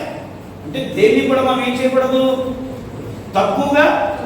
మీకు చదివేసినప్పుడు దుప్పటి కావాలా, ఖర్చుకు తప్పుకుంటారా? అదేంటది, ఖర్చుకు తప్పుకోవచ్చు కదా, సరిపోతుంది. ఖర్చుకు ఎంత? జాన. నువ్వేమో 5 అడుగులు. అంటే ఇప్పుడు ఏమన్నా 4 వారు దుప్పటి ఉండాలి, ఖర్చుకు సరిపోదు కదా. సరే ఇప్పుడు చెమట పట్టింది, ఇంట్లో దుప్పటి తీసుకొచ్చి ఏం చెయ్యు? చెమట పట్టింది, టవలేవచ్చు. టవల్ లేకపోతే అంతేగాని లోపల రగ్గుతులు పట్టాలని చెమట ఎవడో చూసుకోడు. అంటే దేని స్థానం ఇప్పుడు పెద్ద 10 కేజీల వంట ఉండాలి, చెంచాతో తిప్పలేదు, దానికి ఏముండాలి? పెద్ద కురిపి ఉండాలి. అంటే ఏ వస్తువు తగ్గ ఆ వస్తువు పని ఉంది, కానీ ఆయా సమయంలో ఏం చేస్తాయి? అంతేగాని అది పెద్ద గరిటతో తిప్పినప్పుడు చిన్న చెంచా నన్ను మీరు వాడుకుంటలేదని చెప్పి అది బాధపడదు, అదేమి కూడా అసూయ పడదు. ఇప్పుడు అన్నీ వేసిన తర్వాత ఉప్పు తక్కువైంది అనుకోండి, దేని వాడతాం? కురిపితో తీసుకొచ్చి ఎవడప్పుడు ఉప్పు ఏం చేస్తాడు? చెంచా ఎక్కడ అంటాడు. అంటే ఇప్పుడు దేనికి వచ్చింది? చెంచా కనుక వచ్చింది. అంటే ప్రతి వస్తువు కూడా ఆయా సమయంలో ఏం చేస్తాయంటే ఘనపరచబడతాయి. ఇవి రెండింటిని ఎలా చూడాలా? ఇంటి యజమానులు అంటే ఘనమైనటువంటి దానిగా, విలువైనటువంటి దానిగా చూడాలి. అందుకని చూడండి, మన అవయవాలే మనకి నిదర్శనం. మన అవయవాలే లోపల ఉండేటువంటి కిడ్నీ కానీ గుండె కానీ తలని ఎప్పుడు కూడా చీప్గా చూడదు. ఆఫ్టర్ టాలెంట్గా నేనెవరినే? గుండెనే. అస్సలు శరీరంలో ఏం లేదంట, వ్యత్యాసాలు, అసూయ, ద్వేషాలు, పగలు ఏమీ లేవంట. గోరుకు కానీ ఏదైనా కానీ దెబ్బ దగ్గర రక్తం కారితే వెంటనే చెయ్యి పట్టేసుకుంటుందంట, కన్నేమో అక్కడ చూపిస్తుందంట, నోరేమో బాబో అంటారు. అంటే ఇవన్నీ కూడా అవయవాలన్నీ కూడా అలాంటివి, అన్నీ కూడా ఐక్యంగా ఉండి ఏదైనా ఒకటి కానీ బాగోకపోతే ఇవన్నీ కలిసి ఏం చేస్తాయంటే సహకరిస్తాయి. అంతేగాని కుడికాలు తీసేసారు కూడా ఒకవేళ ఏదైనా బలహీనత వచ్చి ఈ ఎడక్కాలు అందరికి కేకులు పంచిపెట్టి సూపర్ ఎప్పటికైనా కుడికాలు అని చెప్పి ఎడక్కాలు పోయినప్పుడు కుడికాలు ఏమి కూడా ఏం చేయదు, పార్టీ చేసుకోదు. ఏం చేస్తుంది తెలుసా? అయ్యో ఇప్పటి వరకు మేము సమానంగా ఉన్నాం, ఇప్పుడు తను లేదు అని చెప్పి ఆ ఎడక్కాలు బాధ్యత కూడా ఎవరు మోస్తారు? అంటే దీని బట్టి ఏమర్థమైంది మనకి? అవయవాలన్నీ కూడా ఎలా ఉన్నాయంటే ఐక్యతగా ఉన్నాయి, ఒకదానికోటి విలువిస్తాం. నేను చెప్పే మాట అది, ఒకదానికి. ఇప్పుడు సర్వసాధారణంగా చాలా మంది ఏమంటారంటే నువ్వెంతని బతికెంత నా విడుపుతో సమానం అంటాడు, సింపుల్గా. అంతేనా? నువ్వెంతని బతికెంత నా గుడికంత సమానం అంటాడు.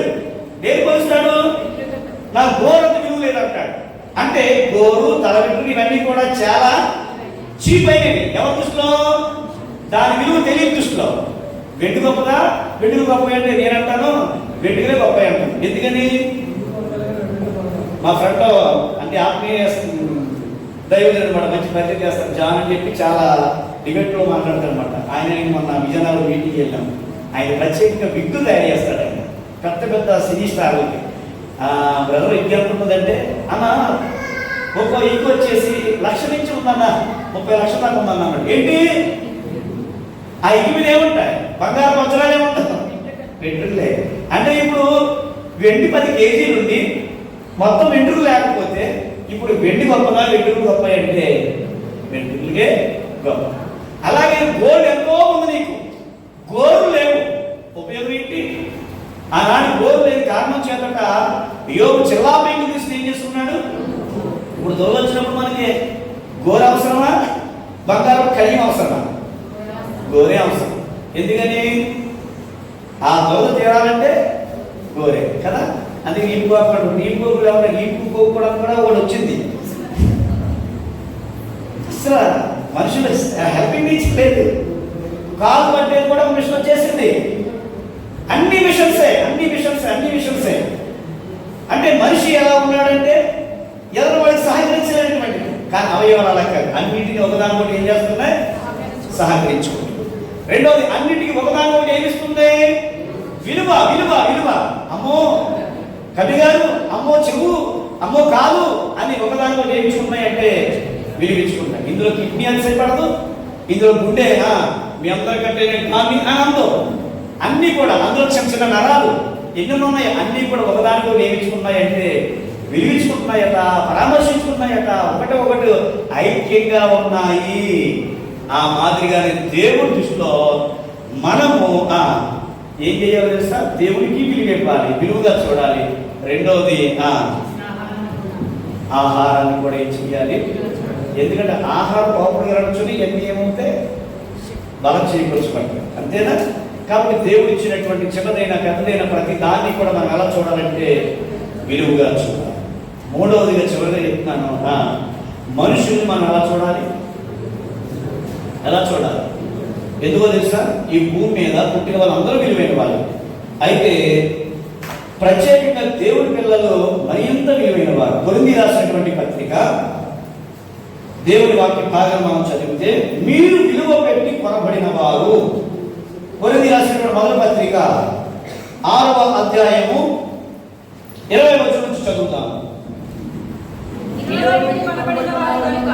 మీరు విలువ పెట్టి కొనబడిన వారు కనుక మీ దేహములతో దేవుణ్ణి ఏం చేయండి? మనం ఏం పెట్టుకున్నాం? మనము దేవుడు విలువైన వాడు. దేవుడి సృష్టి కూడా విలువైంది. ఏదైనా అది పొల్లైనా ఏదైనా కూడా అలాంటిది విలువైంది. మనదాకానే కట్టెలు పొల్లలు అంటే ఈ తరానికి వాటికి పొల్లలు పుల్లలా అంటే ఏంటి మమ్మీ?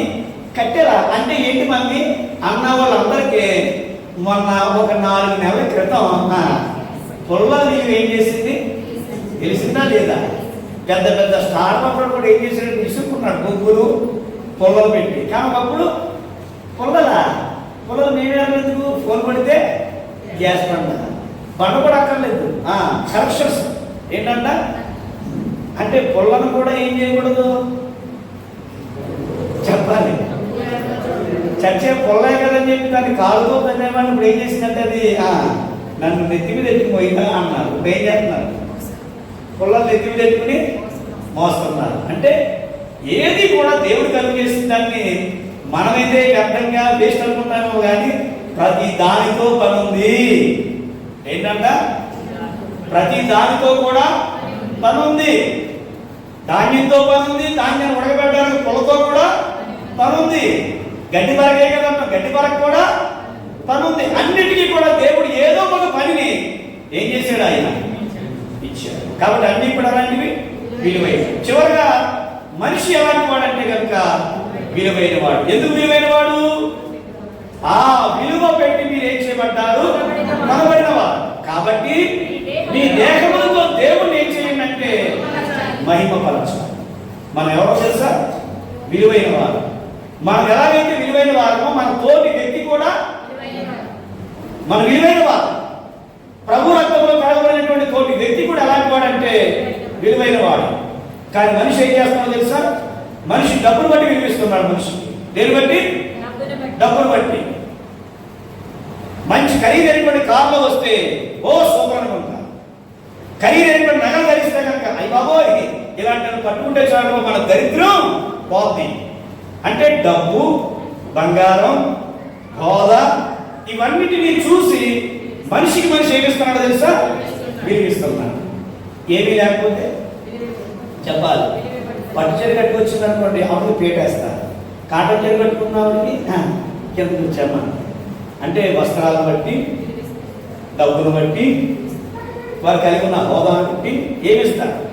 విలువిస్తున్నారు. కానీ దేవుడి పిల్లలైన మనం, లోకం అలా ఉంది, కానీ మనం మాత్రం ఎలా ఉండాలి? దేవుడు విలువ పెట్టి మనల్ని కొన్నాడు. కొన్న దేవుడు అయినటువంటి ఆ దేవుడి పిల్లలైనటువంటి మనం మన తోటి వ్యక్తిని కూడా మనం ఏమి ఇవ్వాలంటే విలువ ఇవ్వాలి. అతని దగ్గర డబ్బు లేకపోవచ్చు, అతని దగ్గర అధికారం లేకపోవచ్చు, అతని దగ్గర చదువు లేకపోవచ్చు, జ్ఞానం లేకపోవచ్చు. అతను ఎవరు? అతడు విలువైన వాడు. ఎందుకని? అతడు కూడా ప్రభు రక్తము చేత ఏం చేయబడ్డాడు? కొనబడ్డాడు. కాబట్టి మనిషిని మనం ఎలా చూడాలో తెలుసా? విలువగా చూడాలి. అందుకని ప్రభు తన దాసుతో మాట చెప్తూ అది సంఘానికి తెలియజేసి ఏంటంటే మీలో ఒకటి కంటే ఒకటి యోగ్యుని ఏం చేయండి? ఏమి చూడాలట? యోగ్యునిగా. అంతేగాని అది నా అన్న ముందు ఎందుకు పని చేద్దంటే కోతుమ ఉంది అన్ను అనకూడదు. నీకు కొద్దిగా తెలతో పిచ్చడి కదండి నీకు. మా ఆయన నా ముందు ఎందుకు పని చేస్తాడండి ఆడికి అనుకుంటాడు అని అనకూడదు. మనిషిని ఎవరిని కూడా ఏం చేయకూడదు చెప్పాలి. అసహించుకున్నట్లుగాను విలువ లేని వారిగా ఏం చేయకూడదు. బైబిల్లో చాలా మంది అలా చూశారు. దావీదు ఒక దినాన్న మేకాలు ఎవరో తెలుసా? పరిమాణంలో డ్యాన్స్ వేస్తాడా? ఏంటో డ్యాన్స్ చేయటం బాగుండి అని అందరి ముందు ఎలా మాట్లాడిందంటే విలువ లేని వ్యక్తిగా మాట్లాడి. ఆ రోజు నుంచి దేవుడు ఏం చేశాడంటే నీకు బాగా పైచి పెరిగిపోయిందని చెప్పి ఆమె గర్భాన్ని మూసేశాడు. ఏం చేశాడు అంటే ఎప్పుడూ కూడా తోటి మనిషికి మనం ఏమి ఇవ్వాలంటే విలువ ఇవ్వాలి. అది కుటుంబం కావచ్చు, తండ్రి చదువు లేకపోవచ్చు, తండ్రి పెద్ద జ్ఞానం ఉండకపోవచ్చు, ఏదో సంపాదించి పిల్లలు పోషిస్తున్నారు. ఆ తండ్రిని పిల్లలు ఎలా చూడాలి? విలువగా చూడాలి. భార్య కూడా ఎలా చూడాలి? ఏంటో బాబు 5 సంవత్సరాల పాటికి బాబా ఏ గడ్డకాయలు ఏ తొండకాయలు ఎప్పుడు అంతేరా, ఎప్పుడు ఖరీదైన తేడరా, ఎప్పుడు మంచి బట్టలు కొనరా, ఎప్పుడు మీరు ఆనందాన్ని పెళ్లి చేసుకున్నా కానీ ఈ దరిద్రమే అని మీ పిల్లలకి దాన్ని ఏం చేయకూడదు, నూరు పోసి ఏం చేయకూడదు. తండ్రి యొక్క విలువను చాలా మంది అలాగే చేస్తున్నారు. ఏం చేస్తున్నారంటే తండ్రికి విలువ లేకుండా చేసి చీప్గా మాట్లాడి పిల్లల్ని తమ వశపరుచుకుని తండ్రిని ఒక వ్యర్థమైన వ్యక్తిగా ఏం చేస్తున్నారంటే చూస్తున్నారు. అలా చూచడం చేత అతనికి ఏమి నష్టం కాదు. తిరిగి ఎవరికి నష్టం తెలుసా? ఎవరికి నష్టం తెలుసా? ఎవరైతే అలా శత్రుత్వంగా చూపించారో రేపు అన్న రోజున వీళ్ళు తల్లికి శత్రువుగా మారి ఏం చేస్తారంటే ఏదో ఇచ్చుకున్న బుర్ర మీద కొట్టి ఆ బుర్రని 2 చెక్కలుగా చేస్తారు. కాబట్టి తండ్రికి లేకపోతే భర్తకి భార్య ఏమి ఇవ్వాలంటే విలువ ఇవ్వాలి. ఎరసీను బాగున్నావా అన్నట్లు పేరు పెట్టి ఏం చెప్పాడు? భార్యని భర్తని ఏం పెట్టి పేరు పెట్టి పిలవకూడదు. దరిద్ర కల్చర్ తయారయ్యి ఒకప్పుడు ఎవరెవరు నా దేవుడు అనేవారు. ఎవరెవరు? దేవుడు వెళ్ళిపోయిన తర్వాత ఇంటి యజమానుడు అని వచ్చింది. ఏంటంట? ఇంటి యజమానుడు. ఇప్పుడేంటంటే కనుక ఫ్యాషన్ భర్తని పేరు పెట్టి పిల్లలు హాయ్ వాళ్ళ పేరు పెట్టి ఎవరిని? భర్తనే. కానీ అబ్రాహాం భార్య శారా ఏమో తెలుసా? అది మనందరూ శారా పిల్లలు ఉండాలి కానీ వేరే విధంగా మనం ఎంత మాత్రం కూడా భర్త ఎంత చేయనండి. ఆయనకి అప్పుడు కాలు ఇచ్చి కొంచెం ఆ మర్యాద ఇప్పుడు తగ్గిపోయింది. ఏమైపోయింది? తగ్గిపోయింది. ఎందుకంటే ఆవిడ కూడా అంత విధంగా వస్తుంది. ఇక్కడికి ఆవిడ కూడా చాలా ముందు బాబు స్టాండ్ మొత్తం అంతా కూడా తనిఖీ చేసి వస్తుంది. ఎవరి దగ్గరికి? భర్త దగ్గరికి. అంటే ఎవరెవరు ఉన్నారు వచ్చే వాళ్ళకి ఏంటో తెలుసు, పెద్ద కోరిక మామగారు ఉండకూడదు, అత్తగారు ఉండకూడదు, ఇద్దరు చచ్చిపోవాలి, ఆడమనుషులు ఉండకూడదు. అంటే ఈవిడ ఒక్కరితో వచ్చి ఆపుతుంది. ఇక్కడ ఏం చేస్తుంది? ఈవిడ ఒక్కరితో వచ్చి ఎరగబెట్టేస్తామంట. అంటే కుటుంబంలో పెద్దవాళ్ళు ఉండకూడదు, కుర్రకాపరాలు. అందుకని 3 ఒక్కరు అయిపోతున్నా ఇందాక. కాబట్టి పెద్దలు ఏమనేవారంటే పెద్దవాడు లేకపోతే ఎక్కువ తీసుకొచ్చి ఉండాలి ఎవరు. అలా లేని కారణం చేత ఈ రోజున అక్రమ సంబంధాలు పెరిగిపోయాయి. ఇంటికి ఒక యజమానులు ఒక పెద్దవాళ్ళు లేక ఎవడ పడతాడు, ఎవడొస్తున్నాడు, ఎవడొక్కడో తెలియక భయంకరంగా ఏం చేస్తున్నారు?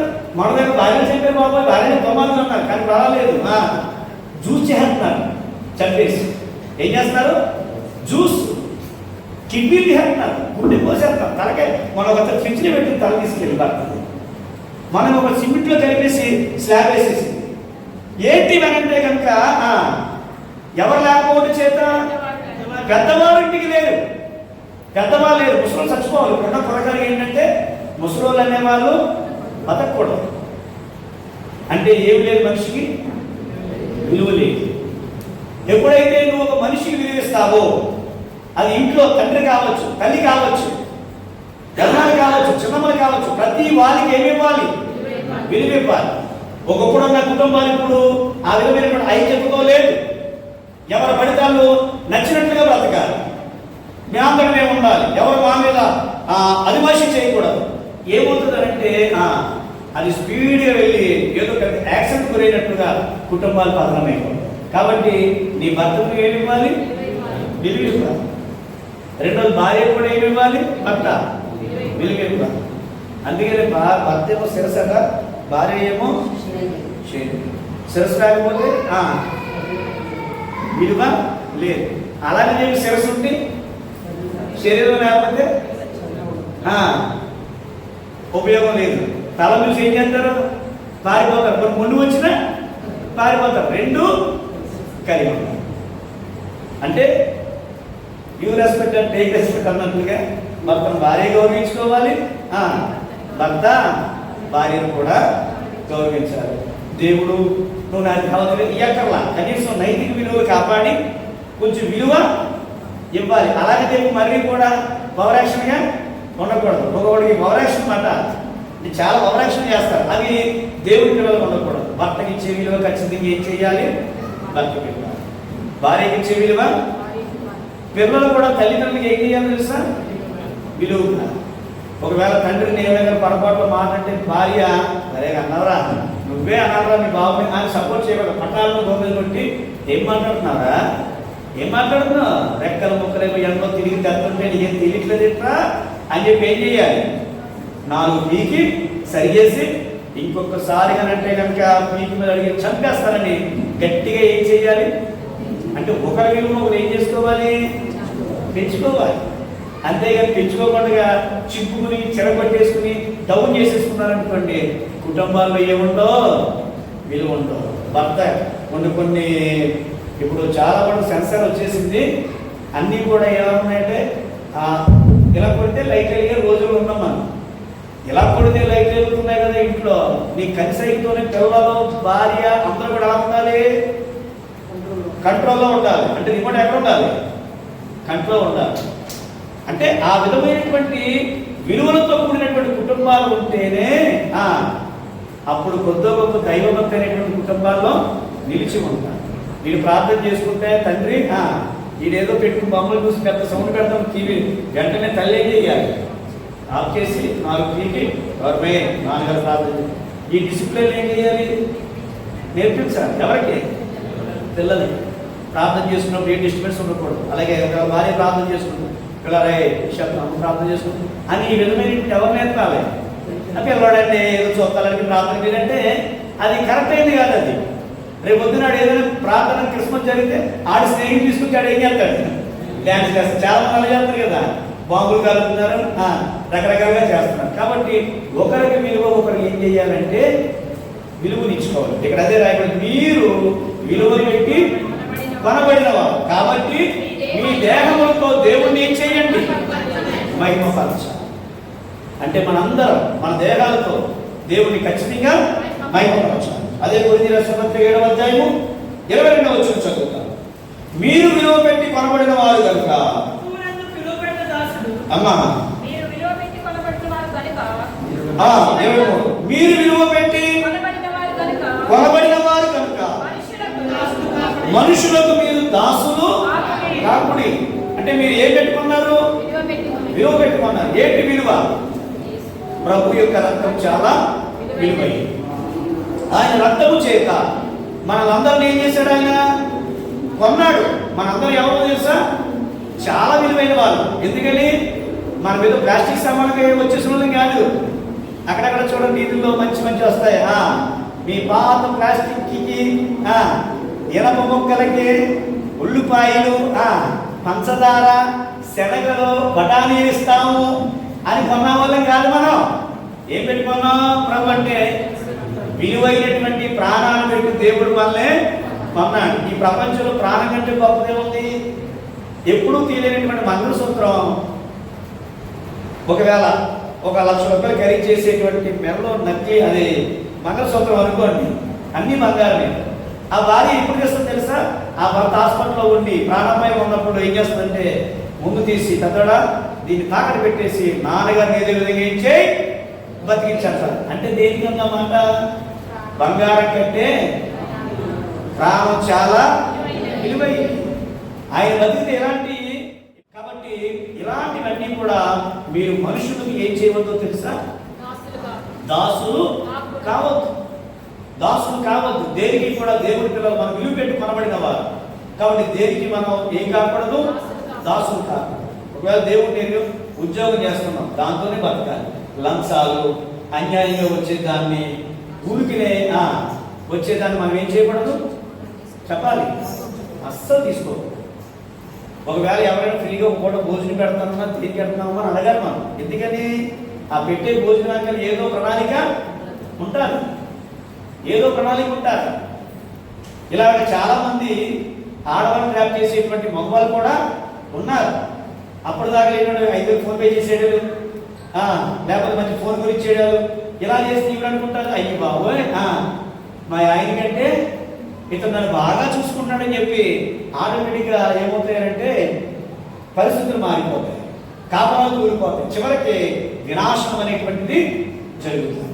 అంటే ఏంటంటే కనుక మనుషులు ఏమవుతున్నారంటే తాము అమ్మి వేసుకుంటున్నారు. ఎవరికి? మనుషులకి.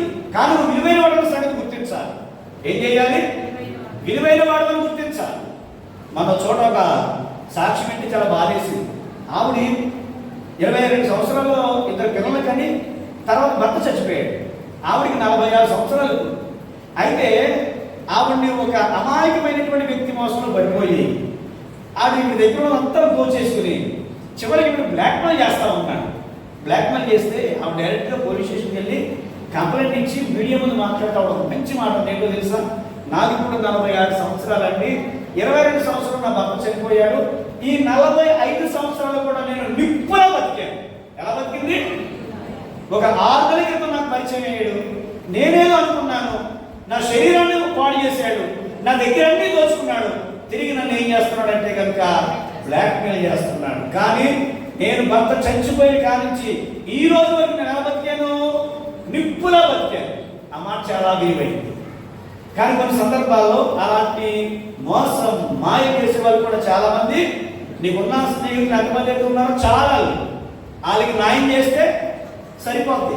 ఇక ఫేస్బుక్లో నీకు నాకు 26,000 మంది, నాకు 1,00,000 మంది, ఇవన్నీ ఏంటో తెలుసా? ఇవన్నీ ఏదో గొప్పగా అనుకుంటున్నారు, వినాశనానికి ఇవి. ఏంటంట ఈరోజు నా ఫేస్బుక్లో కానీ అదేదో గ్రామం అంట, ఒక 100 గ్రాములు కష్టపడి బంగారం కొనుక్కో, తప్పులేదు. అది ఇన్స్టాగ్రామా ఏదో గ్రామా? ఏ గ్రామం బాబు? దాంట్లో పరిచయాలయ్యి సంసారాలు వేషలుగా మారిపోతున్నారు. ఎవరొస్తుందో ఎక్కడ చూసినా 15-16 సంవత్సరాలు బళ్ళు వేసుకుని ఆ ఇటు అటు కటింగ్ ఎక్కడెక్కడికో మాస్కులు కట్టేసుకుని నేను చాలాసార్లు చూస్తుంటాను. ఆపేసాన్ని చిట్టకొట్టారని అంత పిచ్చుకోవచ్చేస్తున్నాను. అంటే వీళ్ళందరూ ఎక్కడ పని చేయాలి? మళ్ళా లాక్కు ఎప్పుడు కూడా తీయకూడదు. ఏంటంట వాళ్ళు ఎలుముందలు వేస్తారు, ఇంకా లాకులు ఏదో ఇంటికి కూడా బీవో కూడా తారాలేదు. ఏముంటుంది దాంట్లో? ఇంట్లో నీ సెల్లకు కానీ లేకపోతే నీ భర్త సెల్లకు కానీ నీ పిల్లలకి అందరికీ తెలుసుకున్నలాగే ఉండాలి. అది నీతిమంతులు చేసే పని, అది భక్తి పరులు చేసే పని. అది నీ కొడుకు ఒకవేళ వేరేలా చేస్తే ఏంటంటే అందరికీ ఒకవేళ నా సెల్ నువ్వు చూడొచ్చు, నీ సెల్లో నేను చూడాలి. ఎందుకని?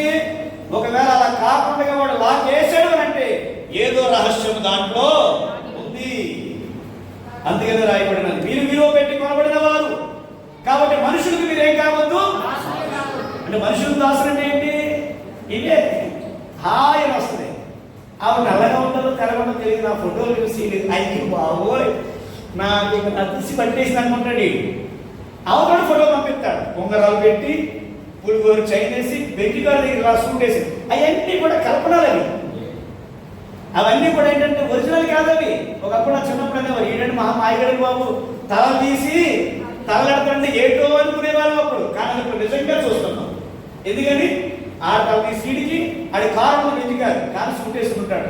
ఈవిడేమనుకుంటుంది, అయ్యి బాబోయ్ ఇంకా నాకు బిల్ గేట్స్ దొరికేశాడు, ఇంకా మీరు ఎవరు నాకు అక్కర్లేదని చెప్పి ఆ మాయలో పెడతాడు. ఆడేం చేస్తాడు? తీసుకెళ్ళి కొద్ది రోజులు అనుభవించి తర్వాత నిలువు దోపిడీ చేసి ఏం చేస్తాడంటే కనుక రోడ్డు మీద ఏం చేస్తాడు? విడిచిపెడతాడు. వీలైతే ఇంకా తిరగబడితే చంపి అవతల పడతాడు. ఇలాంటివి ఎన్ని తెల్లారైతే బోల్డ్ మనం చూస్తాం. మరి ఎన్ని చూసినటువంటి మన జీవితాల్లో మనం విలువ పెట్టి కొనబడిన వారు కాబట్టి మనుషులకు ఏం కాకూడదు. ఎవరైనా ఖరీదైన భోజనం ఫ్రీగా పెడుతున్నా మనం ఆలోచించుకోవాలి, దీని వెనకాల ఏదో ఉంది. ఏది ఇచ్చినా బాబు ఎందుకులే మనకి బాబు నేను వెళ్ళిపోతున్నా, నాకు ఏమవుతుంది, నేను ఎప్పుడెక్కుతున్నా అని ఏం చేయాలంటే తప్పించుకోవాలి. ఎందుకంటే మోసపుచ్చు ఆహారం అంటాడు. ఇవన్నీ కూడా ఎలాంటివి? మోసపుచ్చు ఆహారం. చూడడానికి కంటికి రమ్యంగా ఉండాలి, పిమ్మటది మట్టిగా ఏం చేయబడుతుంది? మారిపోతుంది. కాబట్టి ఎవరు అన్నం పెట్టినా, ఎవరిని ఖరీదైన బట్టలో ఇచ్చినా దానికోసం మనం ఏం చేయాలంటే ఆలోచించాలి. ఎవరైనా ఫ్రీగా ఎత్తున్నా పెనాయిలుగా తాగేయకూడదు. దీని వెనకాలేదో దీని వెనకాల ప్రతి వాళ్ళు గుర్తించాలి. ఎందుకంటే అలా ఊరికిన ఎవరో ఇవ్వడు. ఇచ్చాడంటే ఏదో ఒకటి దాని వెనకాల నేరం ఏదో ఒకటి ఉంది, ఏదో తప్పుడు ఆలోచన ఉంది. కాబట్టి ఆ కింద మాట చదివి మనం ముగించుకుంటాం. సహోదరులారా, ప్రతి మనుషులను ఏ స్థితిలో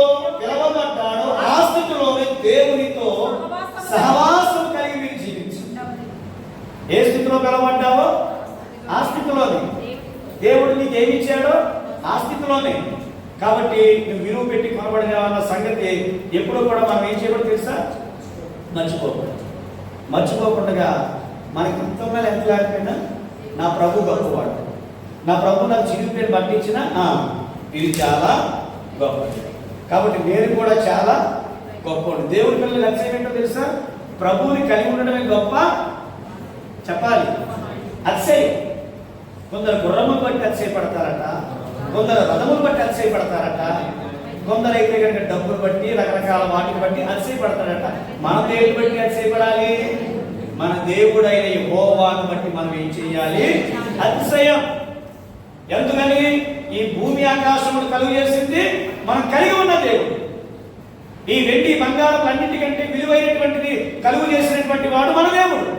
అలా ఆ విధంగా మనం ఏం చేయాలంటే అతిశయపడాలి. ఈ సర్వ భూమికి మహారాజు ఎవరు? దేవుడు. కాబట్టి అలాగ మనం అతిశయపడాలి. కానీ అందరికీ ఉన్నాయి నాకు లేవు అని మనం ఏం చేయకూడదు? చెప్పాలి. మనం బాధపడకూడదు. ఎప్పుడు చూసినా పిల్లలు బంగారం కొనేసి పెట్టేసుకున్నారు, నా పిల్లకి ఎప్పుడు కూడా రోడ్డు అని మనం ఏం చేయకూడదు? బాధపడకూడదు. ఎందుకని? చెవు గొప్పదా చెవులు గొప్పయా? చెవు లేదు నీకు. ఎవరో 2 క్లాసులు పొట్ట బుద్ధులు అయ్యే కాలం దాన్ని తీసుకొచ్చి నీకు గిఫ్ట్గా ఇచ్చారు. నీకు చెవు లేదు. ఎక్కడ పెట్టుకుంటావు? నాలుగు పెట్టుకుంటావా? దేనికి పెట్టుకుంటావు? అంటే చెవు ఇచ్చాడు, చెవు వినబడేటట్టుగా దేవుడు కూర్చాడు. కొన్ని చెవు ఇచ్చి వినబడలేనటువంటి విధంగా ఉండి దానికి బొట్ట రింగు ఏదో పెట్టావు, చెప్పచాలంటారు కదా, అవి పెట్టావు. ఇప్పుడు ఉపయోగం ఏంటి? ఏమన్నా బాగున్నామంటే అమ్మా దొరకొచ్చాడమ్మా ఆ చెవులు లాగేస్తాడమంటే ఏంటి అని అంటాం. అంటే ఇప్పుడు చెవులు గొప్పయా లేకపోతే దేవుడు ఇచ్చిన చెవు గొప్పదా? చెయ్యి గొప్పదా? చెయ్యికి బంగారు గాజులు లేవని దాన్ని చెవు చెయ్యి చిచ్చి అని చెప్పి బంగారు పిల్లలు గొప్పవా? బ్రేలు గొప్పయా ఉంగరాలు గొప్పయా? ఒకవేళ ఉంగరాలు ఉన్నాయని బ్రేలు లేకపోతే ఉపయోగం ఏముంది?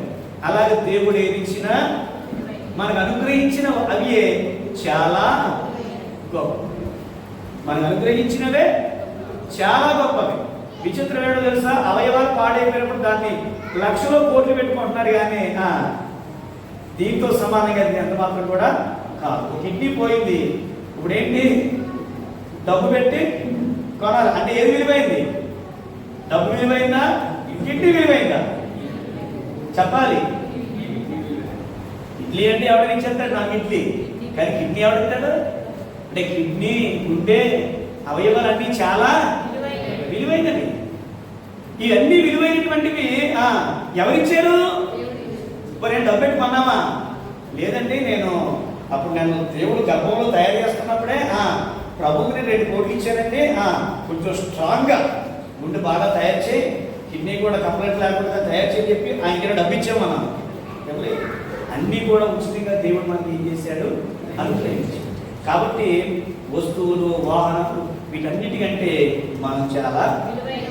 కాబట్టి ఏమీ లేదు నీ చేతి మనం అస్సలు బాధపడదు. ఎందుకని?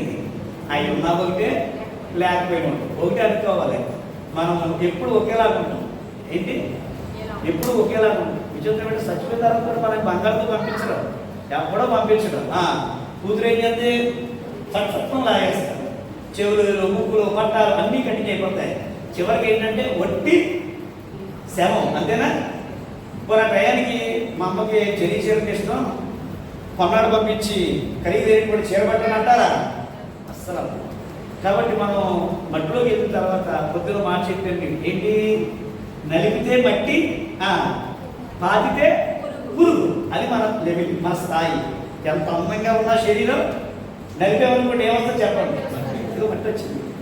ఒకవేళ పాతేశారు మనం చచ్చిపోయిన తర్వాత బంగారం ఏమి రాదు మనలో వచ్చి ఏమొస్తాయి? పురుగులు వస్తాయి. అది మన స్థాయి. అలాంటి స్థాయి కలిగిన వాళ్ళు అలాంటి శరీరానికి అవి లేవు ఈ లేవు అని బాధపడదు. కానీ శరీరంలో ఉన్న ఆత్మ మాత్రము చాలా విలువైంది. అందుకని ప్రభు చివరిగా మాట అంటాడు, ఆహారము కంటే చెప్పాలి ప్రాణమును వస్త్రము కంటే దేహమును విలువైనవి కావా. దేనికంటే? ఆహారం కంటే ప్రాణం. ప్రాణం ఉంటేనే పరమాన్నం తింటాం. ప్రాణం పోయిన తర్వాత అత్యస పెట్టినా, పరమాన్నం పెట్టినా, గారెలు పెట్టినా, కోడి మాంసం పెట్టినా ఆ ఫోటోలో అలా చూస్తావు కానీ ఒక్క సింగిల్ గారి కూడా. విచిత్రం ఏంటంటే చచ్చిపోయిన తర్వాత వెళ్తారు మన వాళ్ళు, బతుకున్న ఎవరు కూడా కూడు ఆ మనిషి విలువను గుర్తించరు. చచ్చిపోయిన తర్వాత మాత్రం ఒరే పెద్దోడా నువ్వే నాన్న దండం పెట్టి ఈ 2 గారు పరమాన్నం పెట్టి ఏం పెట్టుకో దండం పెట్టుకో. ఆవిడ అలాగే చూస్తుంది, ఒక్క మితికి కూడా తిందాడు. ఎందుకంటే ఆవిడ ఎక్కడ ఉంది? చచ్చిపోయిన ఫోటోలో ఉంది. కానీ అదే మనిషి కుర్చీలో ఉన్నప్పుడు నువ్వు ఎక్కలేదు. ఇప్పుడు ఎక్కడ ఎక్కిన తర్వాత ఎక్కావు? గోడ ఎక్కిన తర్వాత. గోడ ఎక్కిన తర్వాత పెట్టావు. చచ్చిపోయిన తర్వాత అయ్యట్టారు ఇయ్యట్టారు, మా అమ్మగారిని జయించారంటే ఇష్టమండి తీసుకురండి అక్కడ పెట్టారు. ఎందుకు? బతుకున్నప్పుడు ఇవ్వాలి. ఏదో పెద్దల మాట తల్లి కూడా అనుకున్నట్టు పెద్దమ్మకి జరీసే పెట్టాడంట. ఏం పేరా? జరీ ఫ్యాన్సీగా పెట్టాడంట. ఎప్పుడు? చచ్చిపోయిన తర్వాత. ఏదైనా బతుకుండగానే ఆ తల్లి విలువను గుర్తించాలి, ఆ తండ్రి విలువను గుర్తించి వాళ్ళు ఏం చేయాలి?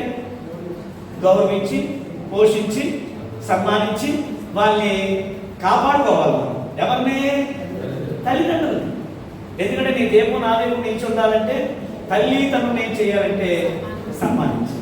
కాబట్టి సచ్చిన తర్వాత మనం ఏ పెట్టినా వాళ్ళు ఏవి కూడా తినరు, ఏవి తినరు వాళ్ళు. అందుకని బతుకుండగానే మనం మనిషిగా మనం ఏం చేయాలి? గుర్తించాలి. కాబట్టి మనం ఎవరు? విలువైన వాళ్ళు. మనలో ఉన్న ఆత్మ దానికన్నా విలువైనది. కాబట్టి ఈ ఆత్మ ఒక దినాన ప్రభు దగ్గరికి వెళ్ళాలి. కాబట్టి దేవుడు విలిపిన వాడు, ఆయన కలుగు చేసిన సృష్టిలో ఉండే ఆహారం వస్తువులన్నీ కూడా విలువైనవి. మూడవది మనిషి కూడా ఎలాంటి వాడు? కాబట్టి మనము చాలా విలువైన వాడు. ప్రభు రక్తంలో మనం ఏం చేయబడ్డాం? కొనబడిన వాడు. నేను అదే అతిశయపడతాను.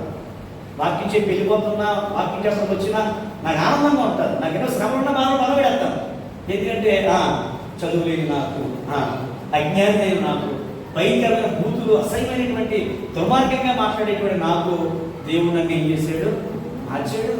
నాకు దేవుడు ప్రభునిచ్చాడు అని ఒకలాంటి సంతోషం, ఆనందం నాకు. ఎందుకని? నేను ఒకప్పుడు ఎవరంటే విలువ లేనిటువంటి వ్యక్తిని. కానీ ఈరోజు ఏంటి? విలువైన. నాకు దంశం ఏముందరుగా, నేను చదువు రాదు, నాకు మాట్లాడటం రాదు. అలాంటి వ్యక్తికి దేవుడు కనికరించి ఏమిచ్చాడు. కాబట్టి మనం విలువైన వారు. ఈ విలువ ఎవరి బట్టి వచ్చిందని మనం గ్రహించాలి తెలుసా? ఆయన ప్రాణం ఇచ్చి మనం కోరుకున్నాడు. ఆయన ఏదో ఎనపకి ఇచ్చి మనం కొనలేదు. ఆయన తలంటికి ఇచ్చి కొనలేదు. మీ తలంటికి మేము డబ్బు ఇస్తాం, ఆయన దాంతో పాటు కొనలేదు. ఆయన ఏమి ఇచ్చుకున్నాడంటే తన స్వరక్తం ఇచ్చి మనలను మరలా మీరు మనుషులకి ఏం కాకుండా, మనుషులకి ఆచారాలకి, సిద్ధాంతాలకి, ముహూర్తాలకి, మనుషులు చెప్పిన వాటికి దేనికి మనం ఏం కాకూడదు. మరి ఎవరికి మనం దాసులై ఉండాలంటే దేవుడికి తెలుసు. ఆయన మనల్ని కొన్నాడు కాబట్టి ఆయన దృష్టిలో మనం ఎలా ఉండాలంటే విలువైనటువంటి వ్యక్తులుగానే మనము జీవించాలి. అలాంటి కృప దేవుడు మనకు దయచేయాలి.